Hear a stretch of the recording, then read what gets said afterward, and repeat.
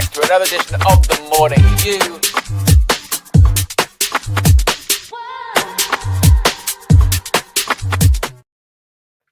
What's going on, guys? Good morning. Welcome back to United View. Welcome back to another edition of the Morning View. And this morning, we've got to talk about one person. Sesko. Is he going to struggle at Manchester United? Well, according to former Manchester United striker Louis Saha, the £70 million player could possibly struggle this season, not because of a lack of quality, not because of a lack of ability, but maybe because of a lack of a midfield signing this summer. Saha reckons that because Manchester United haven't got that new midfield signing, that maybe Sesko might have not as many opportunities created for him. Furthermore, Louis Saha also says that players like Brian Mbeumo and Matheus Cunha, summer signings themselves, will have to kick on this summer. Otherwise, Sesko is going to follow in the footsteps of other Manchester United strikers who have come to Old Trafford and really struggled to get going. Is this just another example of ex-players and pundits putting pressure on a player that's yet to even start a Premier League match for Manchester United and still has a lot of his career ahead of him as a young player? Or is there something in what Louis Saha is saying? Is it a case of Manchester United haven't given Benjamin Sesko the best opportunity to succeed at Old Trafford? We're going to be discussing that and more. This is the Morning View, where you can get your viewpoints across, your opinions in, where we discuss Manchester United news stories and everything else in between here on United View. So if you haven't already, click the like button and be sure to subscribe. I can see people in the chat as well. Perhaps he says, yes, Owen, ex-player BS. What else are people saying here in the chat? Whole team trying to find themselves right now. Nobody is prime form right now. Team has to gel. Dub says, morning, my UV fam. Rory says, good day all. Kristen says, morning all. Yes, settle in. This is, of course, the international break, which means things are being written, things are being said. Some of it is BS, some of it is true, and you have to kind of sift in between it all. And we're going to be chatting about that. Plus, we're going to be talking about Kobbie Mainoo this morning, a bit more of an update from Fabrizio Romano of the story, I suppose, that isn't really a story, but it's still going to rumble on throughout the whole season about Kobbie Mainoo, his future, his request to exit Manchester United, albeit temporarily on loan in the last few days of the transfer window. On top of that, there's also a bit of an update this morning from Fabrizio Romano confirming the reports and rumours that came out around deadline day that Manchester United indeed did put a loan offer in for Conor Gallagher from Atletico Madrid, but Atleti said no, they were only looking at a permanent deal. Does that kind of give a indication as to what kind of midfielder Manchester United and Ruben Amorim could be looking for? We'll talk about that. And just because the English-British transfer window is closed, it doesn't mean that every single transfer window has closed, as markets such as Saudi, Turkey remain open. And Andre Onana, yesterday linked with a Saudi exit, could possibly be on his way to Turkey with a loan move. So we're going to be chatting about that and much more. A lot of people said, Javed says, Owen, did you do your Kev coins? You know, as someone actually, it's funny. It's funny how those things work out, isn't it? You never know what's going to stick. You know, when you do all of these kind of shows and, you know, you're just chatting. We're amongst friends here, aren't we? We're amongst friends. And you sort of say stuff and you go back and forth between yourself and your friends and what have you. I remember when KG first presented the Kev coin concept, and he was just calling it coins. I think it might have even been me who used the phrase Kev coins at first. I know he said coins, and I may have turned it into Kev coins. It is still as much of a ludicrous concept because the value of those Kev coins, I mean, they go up and down, and they don't exist. I mean, I still want him to be able to. I think KG, that comedian, is missing out an amazing merchandise opportunity of getting, you know, like at Christmas, you get the chocolate money, Kev coins, a nice sugary sweet treat.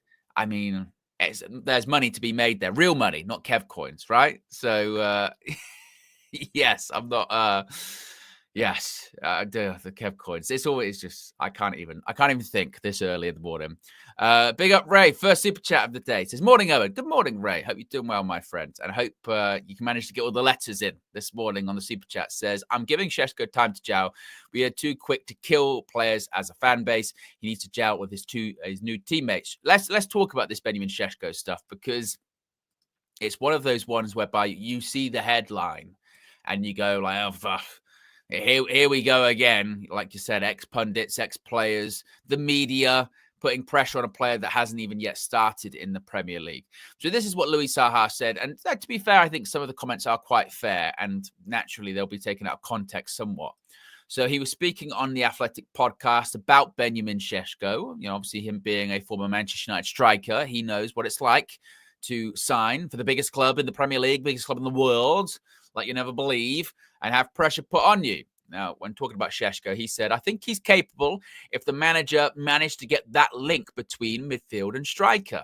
Unfortunately, we didn't get the midfielder we wanted, so we're still very weak in that department.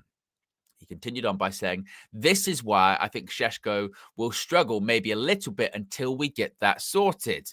He says he's got the quality because he's tall, he's going to score goals in the air, and he's very technical as well.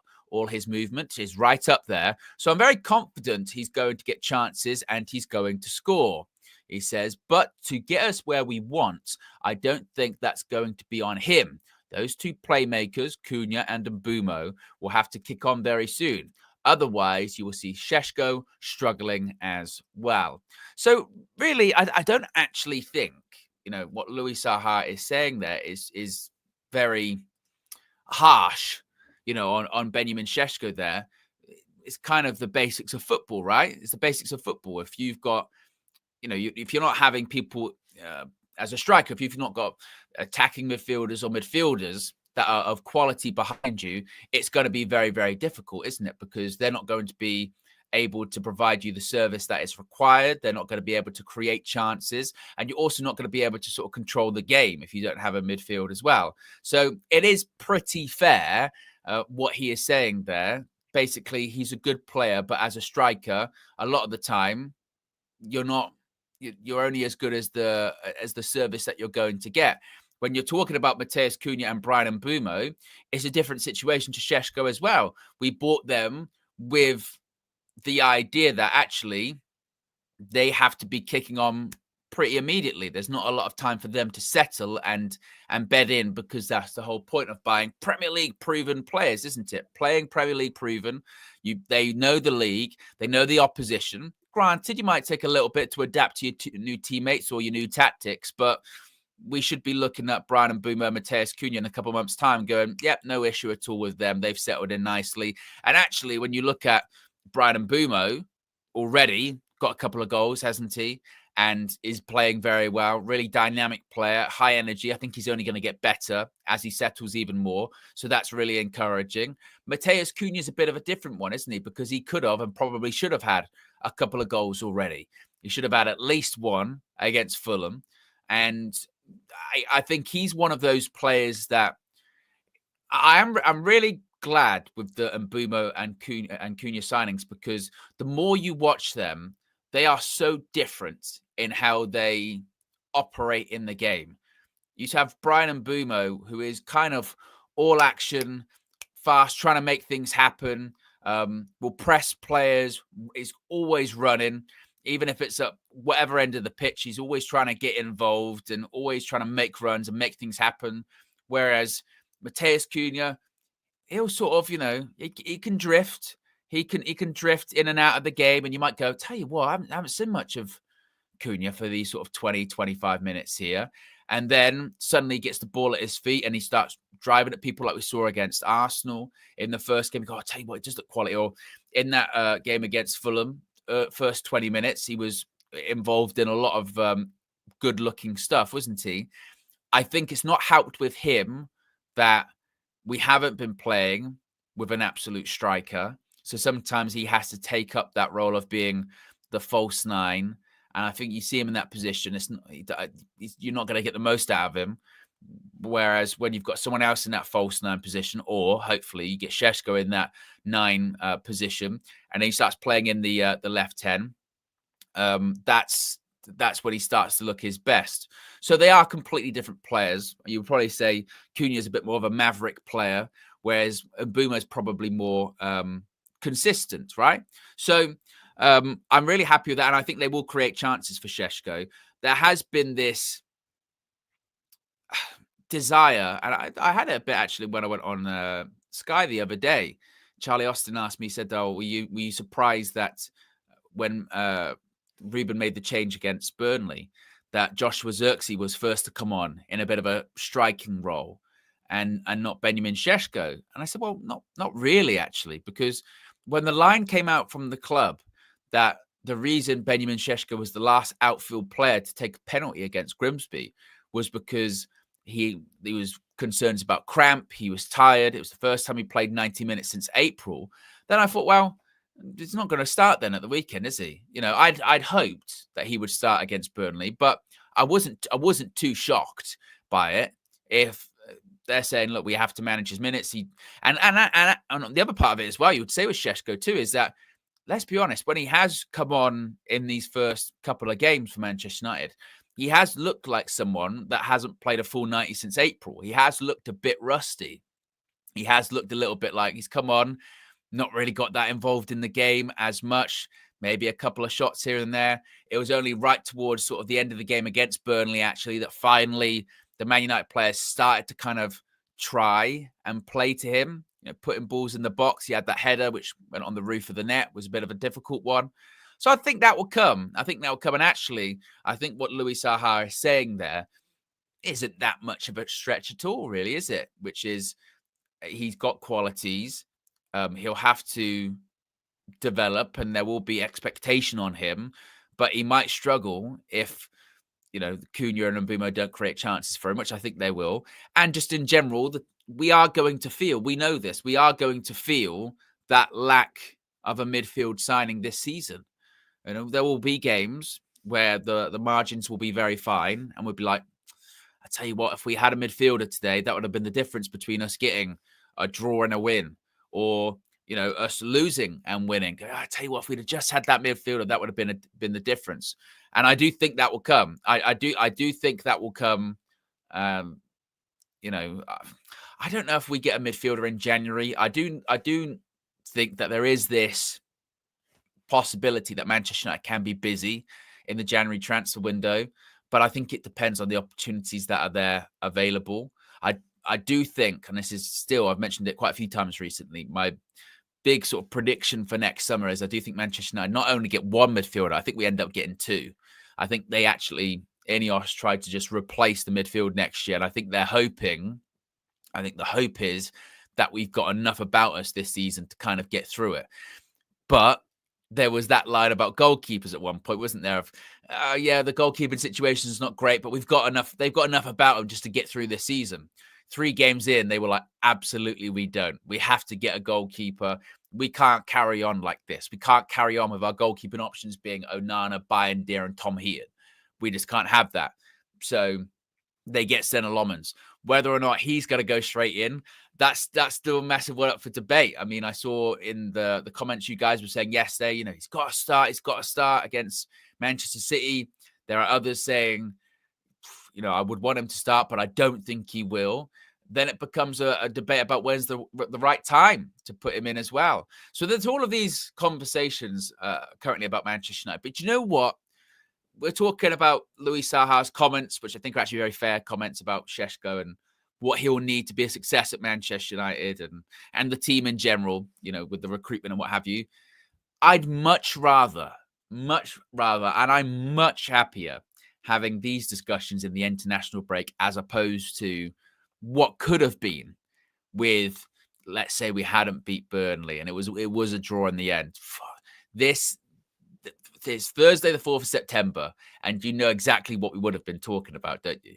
So it is very, very, very refreshing just to be talking about, okay, what does this player need to succeed? What does that player need to succeed? What about actually this Manchester United team as in general? Where do you think, you know, where do you think we need to go here? And how are we feeling about these games coming up? It's much better because otherwise, like I said, it would have been a rough international break, certainly. We got close to 800 people watching early on in the show. That's fantastic.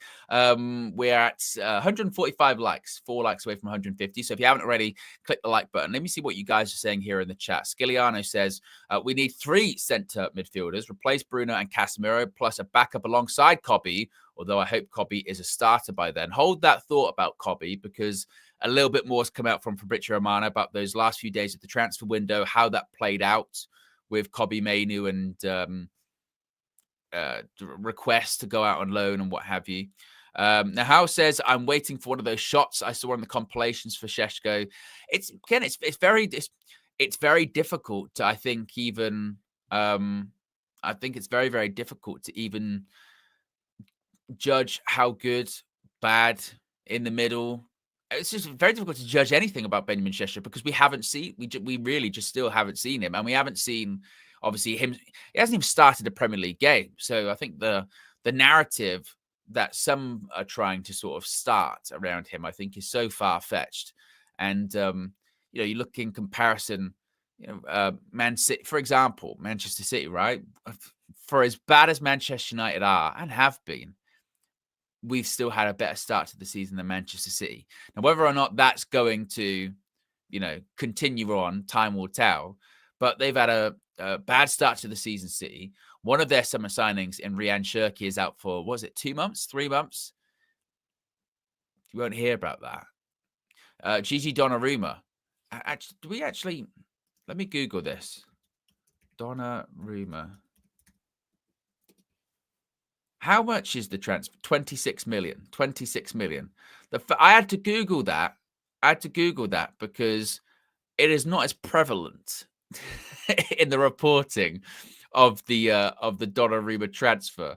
I saw Fabrizio, right, do I think like 3 or 4 posts about the Donnarumma move to Manchester City, and none of them included a transfer fee, the wage he's on, agent fees or what have you. When it's Manchester United, a deal involving a Manchester United player, you get transfer fee, wages, length of the contract, agent fees, salon clauses in multiple currencies, by the way. It is madness. So, and I don't actually, do we know what Donnarumma's wages are? Has that been confirmed, actually? I'll go on to Capology, but I mean, that's a bit ropey when it comes to actual facts. I wonder if it's on there already. Let's have a look. According to Capology, which you never know, Gigi Donnarumma is on £250,000 a week, according to Capology. For comparison, for our updated wage structure, that would put him, I think there's only maybe 2 or 3 that earn more than that, I think. According this is interesting. According to Capology, you've got obviously Casemiro being our highest paid player, £350,000 a week. We all knew that, right? Bruno Fernandes, £300,000 a week. We knew that. I was under the impression, unless I'm mistaken here, wasn't Mason Mount on £250,000 a week? Wasn't that like kind of common knowledge? Because I'm just on Capology and they've got Mason Mount listed down as £150,000 a week.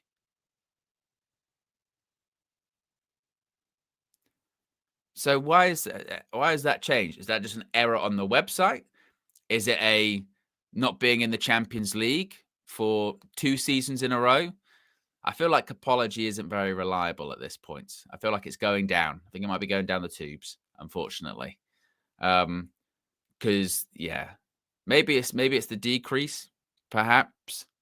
But the point being is, if Gigi Donnarumma came in on £250,000 a week at Manchester United, he'd be the 3rd highest earner. And one would think, actually, maybe once you get, there would have probably been a Champions League salary increase or what have you, maybe. So we couldn't afford it. We couldn't afford that.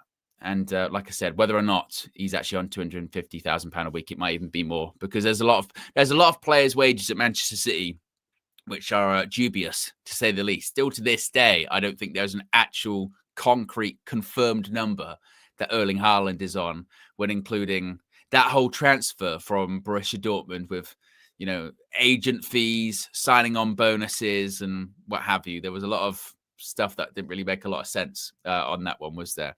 We're 20 likes away from 200 likes. If you haven't already, click the like button. Be sure to subscribe as well. As you can see right there in the top right-hand corner, what's that? About 112 subscribers away from 205,000. So if you haven't already, be sure to subscribe to United View. So yes, that was on Benjamin Sesko. Just a bit of an interesting one from Louis Saha. Like I said, I think the headlines will make you think one thing, but actually I think Saha was being pretty fair on that one, to be fair. Kobbie Mainoo, a bit of an update on Kobbie Mainoo, about just basically what was happening in the final days of the transfer window there.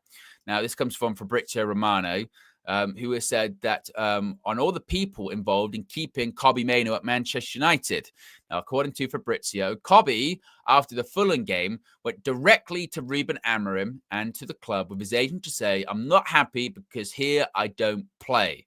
Manchester United internally decided, from what I'm told, also with Sir Jim Ratcliffe involved, that they couldn't sell Kobbie Mainoo. So this was the decision made with all the people involved: directors, CEO, coach, and owner. I think we have some interesting months ahead, because if Kobbie Mainoo will play, the situation will be okay. If Kobbie Mainoo will stay on the bench, I think this could be a topic again. Now, really, it's not really much of an update there from what Fabrizio was kind of saying. I think the Kobbie stuff, until he signs a new contract, obviously there's going to be debate around his future, right? That's what it's going to be there inevitably. I still don't think we have Kobbie Mainoo putting pen to paper on a new deal in like the immediate future or anything like that. I still think Manchester United are probably quite calm about it, because he still has a significant amount of time left remaining on his deal.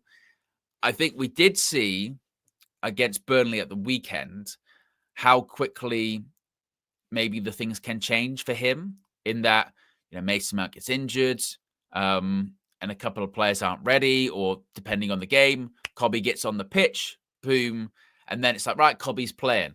Now, unfortunately for Kobbie, he came on and he actually didn't play that well at all. He kind of struggled, and you could put that down to, he's not played a load of games. Maybe that's part of it, but he struggled, and it goes back to the discussion of, where does he fit? Where does he fit in that system? Where does he fit for Ruben Amorim? What does Ruben Amorim see him as?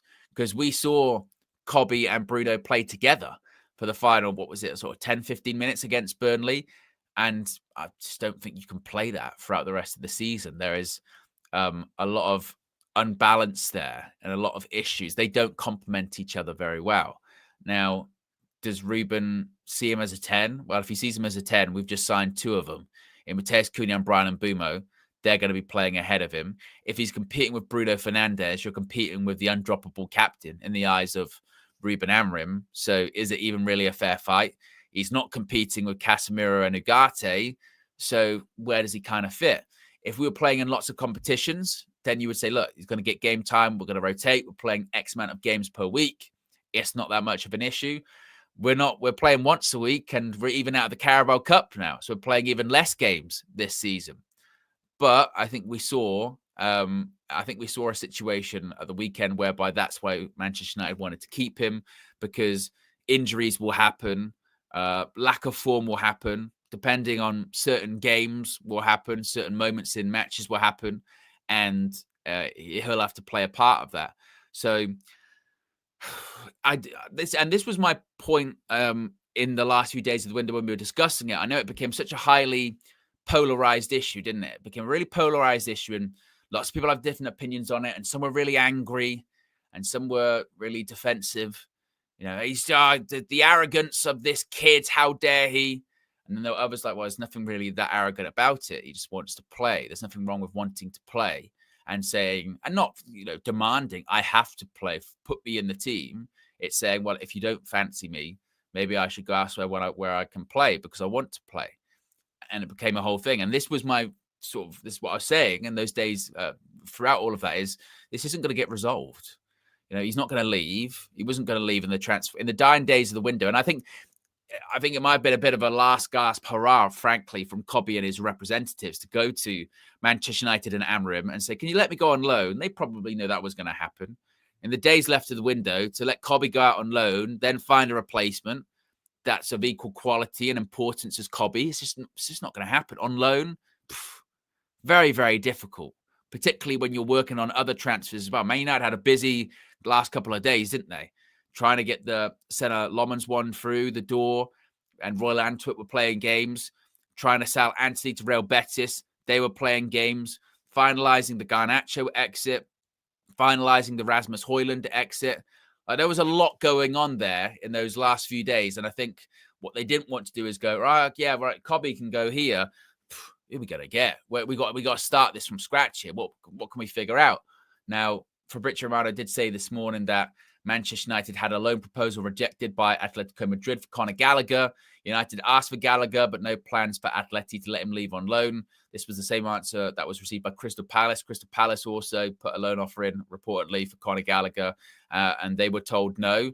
It would have been interesting to see what happened if we could have got that Conor Gallagher one, if Man United then went, all right, Cobby, we've got someone in on loan, so let's just, you play football for a season, then we'll sort that out. But then you wonder if Conor Gallagher would find himself in the same position at United, of you're really coming in as kind of backup, and he'd be like, well, World Cup's on the horizon. I want to play the World Cup. And then you get into the territory of, Conor Gallagher, is he the right fit for United, this, that, and the other. But it didn't happen. So it's not even really worth discussing or debating all that much. But I think what is worth discussing is that it, to me, screamed like a bit of a, as V says there, and I mentioned previously, a bit of a panic move by Cobby and his reps.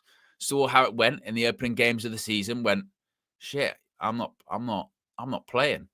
Against Arsenal, not coming on. Against Fulham, not coming on. There's a World Cup on the horizon, and then just so coincidentally, the England squad is announced. And I think Thomas Tuchel, I don't think it's too much of a stretch to suggest that Thomas Tuchel probably reaches out to Cobby. Hey, by the way, you're not in this squad, and this is the reason why. I need people in the squad that are playing. I'm dropping Trent for the same reason. He just moved to Real Madrid. But if you're not going to play every single week, sorry, can't play you, can't pick you. And then a lot of those players went, shit. They've kind of forgot this isn't Gareth Southgate anymore, where irrespective of my club situation, he's going to pick me. And I think there was an element of panic there from Cobby and his reps. So I don't see it going anywhere. I do think Cobby will end up getting more game time, though. I think the idea that, like it was in the first two games of the season in the Premier League, that, he's just never going to get on. He's never going to get on. That was people that were using that as the argument. Well, it's not as if Cobby, so you're saying Cobby's never going to play? No, of course not. Of course Cobby's going to get on. In the two games after the first two Premier League games, in the Grimsby game and the Burnley game, he played a lot of football. So Cobby will play a lot this season, I think. It's just a case of what kind of role is he going to play? Is he going to be a key integral player in the team? Is he going to be starting games, or is he going to be coming off the bench that often? Is he going to be that person that, sorry, Cobby, you're on the bench, but actually can't take Bruno off, and this game really needs a more sort of defensive-minded six, so you're not going to get on the pitch that much. That's going to be, I think, the issue for Cobby, but he's not going to go anywhere. I don't think it's going to be like, I mean, this is a few months away, but I think even if he requested in December again to be like, all right, January, I want to go out on loan, I still think Man United would say no. I still think Man United would say, no, we'll unless we can get a replacement ready for, and a good loan, not just a loan, not like when we signed a Wout Weghorst of just like, we need a striker through the door, we'll get anyone. I don't think it'll be like that. So I don't think he goes on January as well. Lee with the super chat says, can you say Benjamin Sesko Ferro voice, please? I absolutely can. I started the show. I'll press it again. Benjamin Sesko. Yes. It's catchy. My hope is that whenever he comes on at Old Trafford, they change the microphone That's what they've got to do. Yeah. Where are we at in terms of likes? We've nearly got 1,000 people watching. Let's see if we can get to 300 likes. Be sure to subscribe. So that's the latest when it comes to Kobe and his future. A bit of an update on Andre Onana. Now, hopefully this could still be a thing. We spoke yesterday about how Andre Onana could be headed to the Saudi Pro League, and there had been rumors of a move to Saudi for Andre Onana. But don't rule out a move to Turkey, because according to Turkish reports, Trabzonspor have contacted Manchester United over a loan deal for Andre Onana. Now, whether or not I believe this, I don't know. I feel like this is sort of the dying embers of the transfer window kind of stories. So I think people are just sort of trying to get any last drop that's out of Manchester United sort of transfer news, if you will. And I suppose until all of these different windows are shut, there is a possibility for an Andre Onana or Altay Bayındır exit, right? With Bayındır obviously being from Turkey, you feel like there could be late movement made for him of, you go back to Turkey and he can go to one of these clubs. Okay, that could kind of happen. Or Andre Onana could end up going there. Look, there's money in the Turkish league now. And not only that, look at some of the signings that have gone to the Turkish league over the summer, whether it is Victor Osimhen, Leroy Sané, Ederson, John Duran.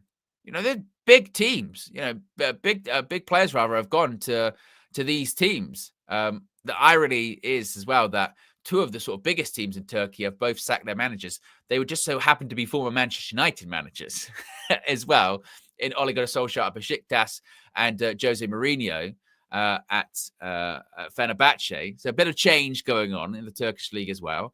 But I don't think you can rule it out. I mean, Galatasaray at one point were in for Ederson, weren't they? Ederson ended up going to Fenerbahce. So maybe they're still in the market for a goalkeeper. We've got a couple available. Why not? I'm not too worried about it, because I don't actually think it affects, starting or not starting all that much. I mean, it would be good for Andre Onana to leave, because he's just not going to play, I think, again, pretty much for Man United. I mean, we're out of the Carabao Cup, and he's already been dislodged as the number one. Ruben Amorim doesn't fancy him. I think Ruben Amorim, according to those reports, was rubbed the wrong way about him coming back and being like, hey, I want a contract extension and maybe a pay rise, because my pay got cut when we dropped out of the Champions League. Whereas I think anyone with half a brain would have turned to him and goes, of all people, you're saying and complaining about not being in the Champions League. Do you remember your performances in the Champions League specifically, let alone every other competition that contributes to qualify for the Champions League? And you're complaining about that? Piss off. Then, Bayındır, he gets injured anyway, and then it just gives Ruben an excuse to not play him.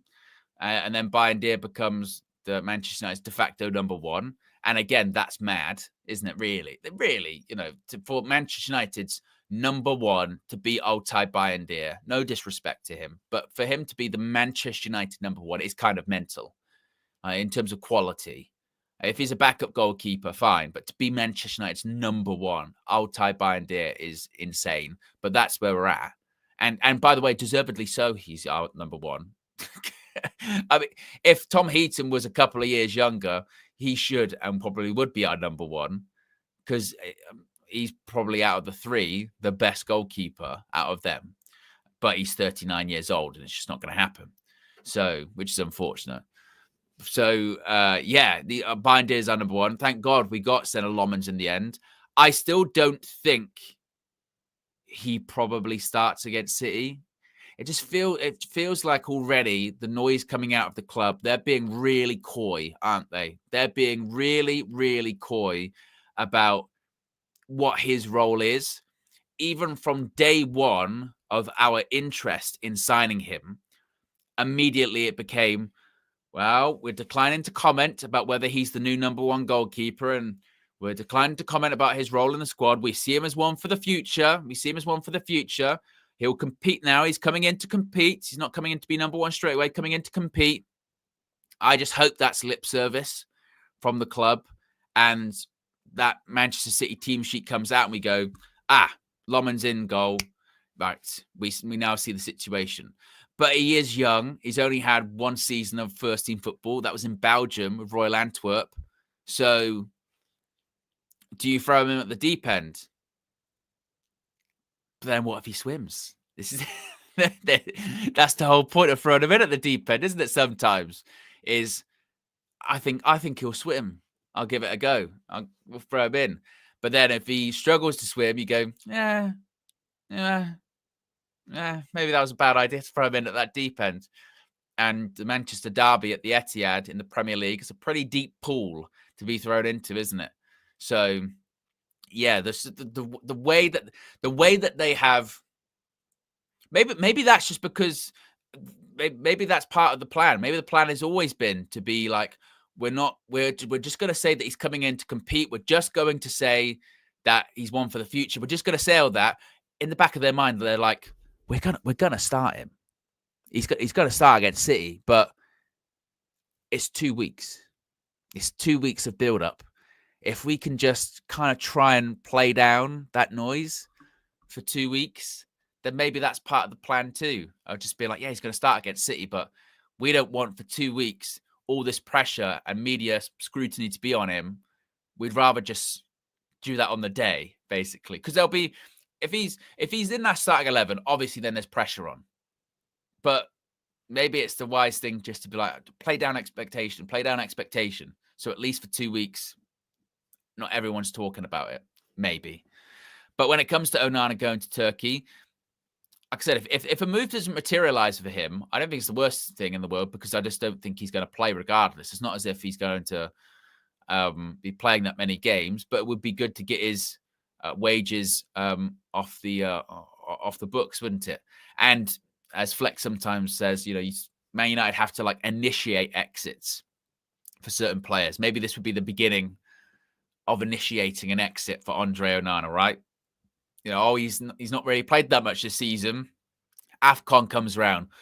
Yeah, well, someone should say to him, look, you've got AFCON in the winter. You're not going to play between now and then. Find a club kind of thing. And maybe something would materialize in another market.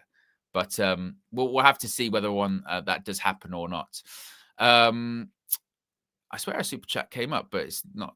But it didn't appear on my my starred thing. That's weird. It's here from Manny. Says a stat that shows we're on the right track.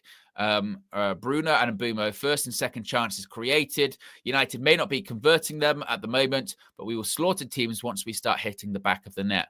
This was something I brought up the other day as well, when I was talking to Charlie Austin and what have you. I said that there are signs of improvement. Absolutely, there are signs of improvement. If you're a believer in XG and specific stats, because that you can pick them. Obviously, you can pick we're top of the league in terms of XG, or we're top of the league in terms of is it shots taken, and I think second are Brighton by a considerable distance to us, and we're top of big chances missed. So once we start scoring them, that's it. My worry with that, and I think that is something to hold on to. Yes, but I think if you skip over the once we start, that's the problem. We're still hypothetical FC. We're still what we were under Eric Ten Hag, which is if we'd have scored those goals, if those chances had got in, it'd be a different game. Or if Andre Onana hadn't made a mistake, it'd be a different game. If that player hadn't got sent off, it'd be a different game. It's really good in principle and it's really good in theory, but you have to do it. It's all well and good having high XGs and having high amount of shots and having high amount of big chances missed. You've got to start taking them. And there isn't a lot of time or patience after 50 games in charge of players not taking those chances or players continuing to miss those chances. So that's the point. That's the point. Is absolutely, it can be an indicator that things are working, and it can be an indicator that you're heading in the right direction, but you've also got to make it count. right? You've also got to take those chances. I would much rather us not even have to talk about, because if we were winning games, would we be talking that much about how much our XG was and how many shots that we were having, or how many big chances missed? Wouldn't even be a point of contention, would it? We'd just be going, look, we've won these games. I don't give a shit how we did it. Look at this. We've won these games. You could probably have a little bit about performance. Well, we didn't play that great today, or, well, we played really well today. But the main headline would be, you won. That's the difference, isn't it? That's the difference. I think you start going into that XG, shots missed, shots on target, is you're trying to find positives in negatives, which is, the negative is that we're not winning. And the positive is, but we're doing all of these positive metrics. The wins will come. But if you're winning games, you don't have to dive that deep, do you? We're having to dive quite deep to find the positives because we don't have a huge amount of them. So you're right. We've got to start. There are things that we can hang on to, but we've got to start converting them. We've got to start converting them, and we've got to start turning them into wins. Now, for instance, you talk about the XGs and the shots on target. The stat I like better than all of that is we've had a better start than Manchester City. Because look, can't dispute that. You can't even go, well, context. Well, no one gives a shit. Better start to the season than Manchester City. Hey, that's all right, isn't it? I'll take that. But it means nothing if in the next two games we then lose to Manchester City and Chelsea, because then they'll be above us. So it's still very, very, very fine margins. I think that I still sort of go like, after that, that last Premier League weekend with the Burnley win, and then the results that happened surrounding that as well, I think Ruben actually had something go his way for once. Since he's been the Man United head coach, there's been not a lot that's kind of gone the way of Ruben Amorim, and he's not got sometimes that little bit of luck sometimes that you need when you're a coach. Any good coach, even the best coaches, need things sometimes to go their way, little bit of luck. And Ruben, I thought if that weekend we would have drawn against Burnley, I think you would have looked at Ruben Amorim and gone, mate, that was unlucky. I'm not sure what more you could have done there. But, he got the penalty late on, which we did deserve. It was a penalty, and Bruno scored. Got a win that we did deserve. We made it way too difficult for ourselves, and that one should have been dead and buried, but that's where we're at. And then, on top of that, people that you would have expected to pick up points last weekend didn't. Obviously, City going to Brighton and losing, it's not too much of a stretch. I think people, City have struggled against Brighton recently, and it's always difficult to go to the Amex. They always play well against big teams at the Amex Brighton. But then Spurs, I don't think probably most people, myself included, didn't think Spurs were going to lose to Bournemouth, even though Bournemouth is still a good side, but with how well Spurs have started the season. And then in the manner of which they lost that game as well, that really opened up a lot of people's eyes. So I look at last weekend and go, you know what?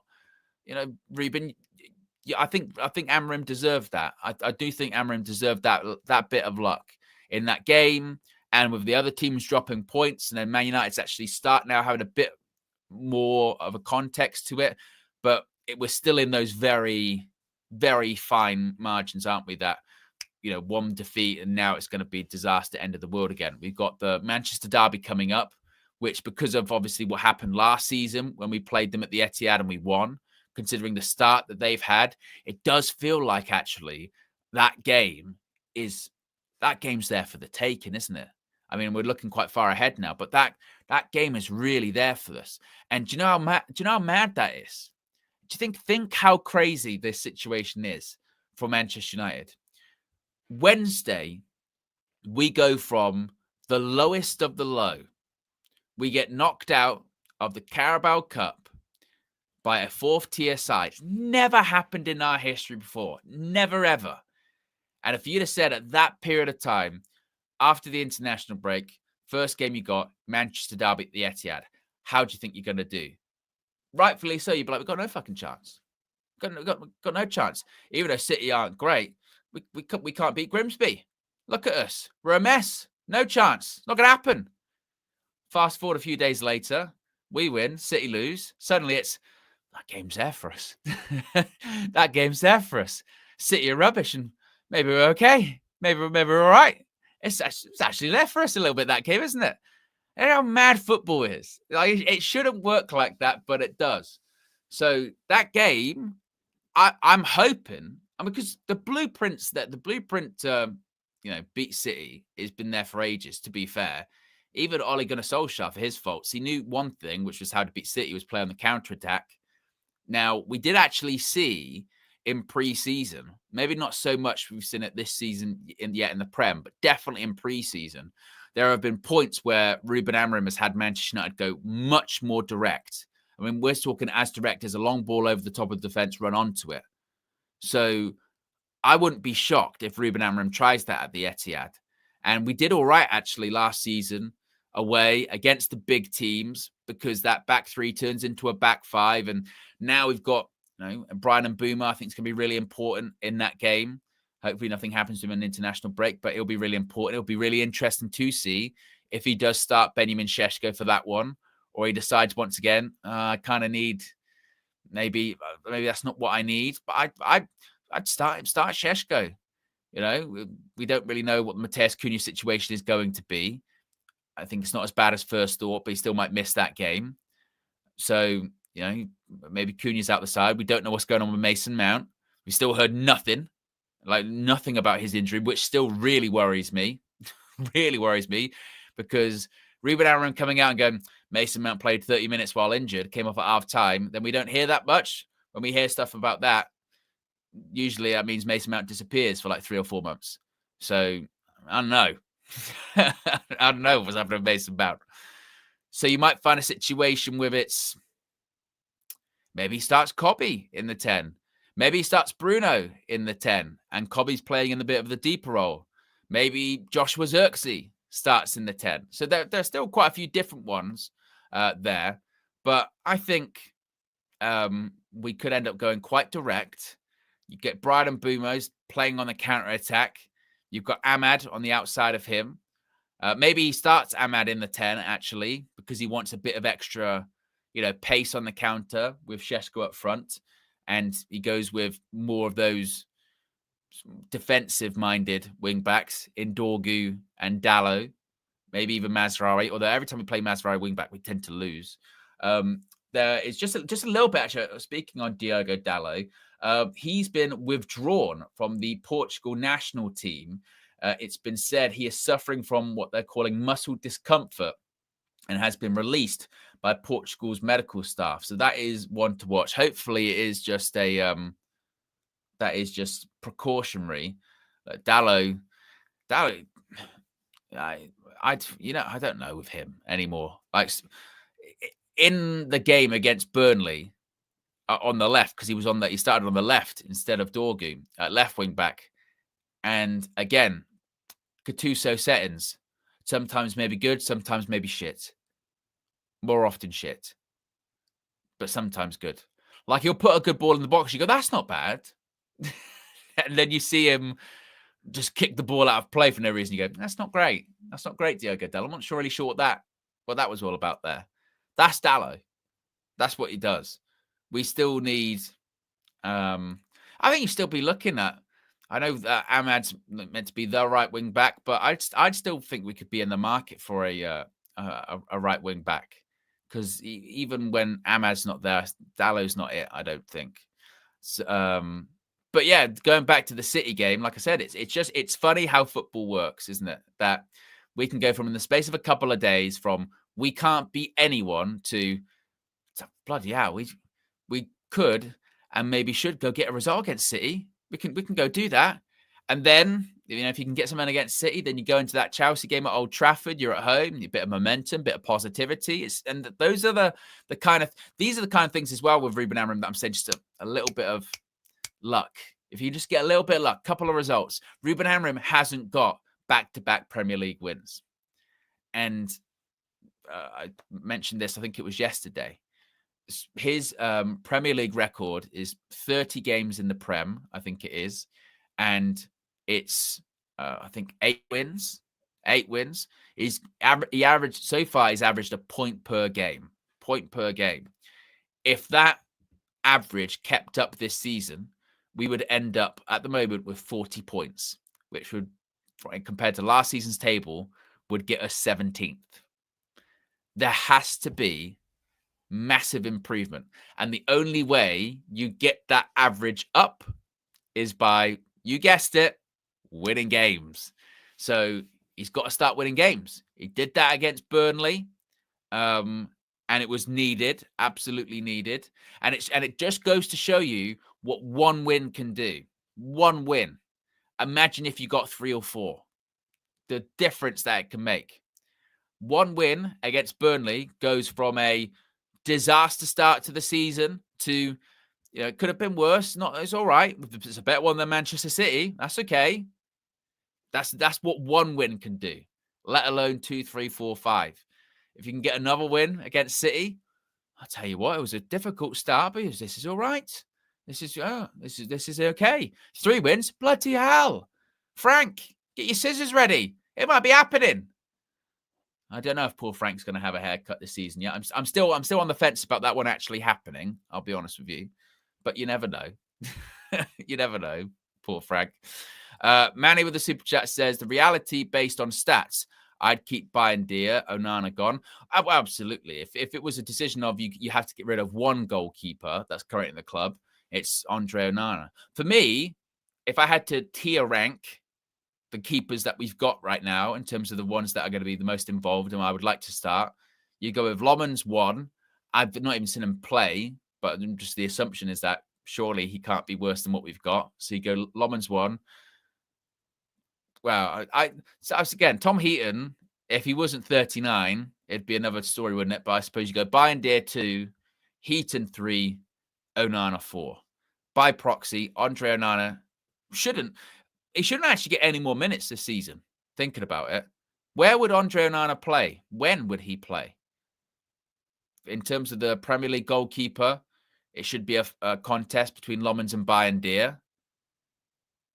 FA Cup, whoever isn't playing in the Prem between Lomans and Bayindir will probably start. I would hope that would probably be Bayindir by that point. When's Andre Onana going to play? He's not. And if Kobbie Mainoo was worried, if Kobbie Mainoo was going to Manchester United in the last few days of the transfer window and said, hey, I might need an exit because there's a World Cup coming and I'm worried I'm not going to play, then Andre Onana should absolutely be doing that. Going, not only is there a World Cup coming up, I've got AFCON. I've got 2 major international tournaments coming up over the next 12 months, and I'm not going to be playing this season. Holy shit. Holy shit, I need to be going. So if he hasn't got the message or the hint or the little elbow just yet, should probably be now, one would think. Need we remind him that in the last AFCON, he got dropped for his cousin who played in the French 3rd or 4th division. Now it's just because of falling out. He was playing at that point. He couldn't stop playing for Manchester United. They were allowing him to go to AFCON late because of that, because he needed to play in the FA Cup against Wigan, wasn't it? So, yeah, I think maybe Onana might get the situation, get the idea at that point. We'll have to wait and see. But there you go, guys. That is the morning view for you. Be sure to smash a like on the like button. Where do we end up in terms of likes? Let's see if we can get to 400 likes on the way out, people. If you haven't already clicked the like button, be sure to subscribe. What's on tap for the rest of the day? There is going to be Trafford Talk tonight. Yes, I'll be joined by James from the Muppeteers. So we'll be discussing all things Manchester United, see what he has to say about this international break coming up. And then tomorrow we'll be back once again with the morning view. It'll be Friday, so that'll mean another episode of the Trinity podcast. I wonder what lineup we'll have this week. We'll have to wait and see. You'll have to find out tomorrow, 4 p.m. live as per usual. So you can join all 3 of us there. And of course, if anything else happens, it won't. It's international break. We'll be here for other stuff as well. Appreciate everyone for tuning in as always this morning. Stay locked in, stay tuned, and I'll speak to you again very soon. I'm out of here. Peace.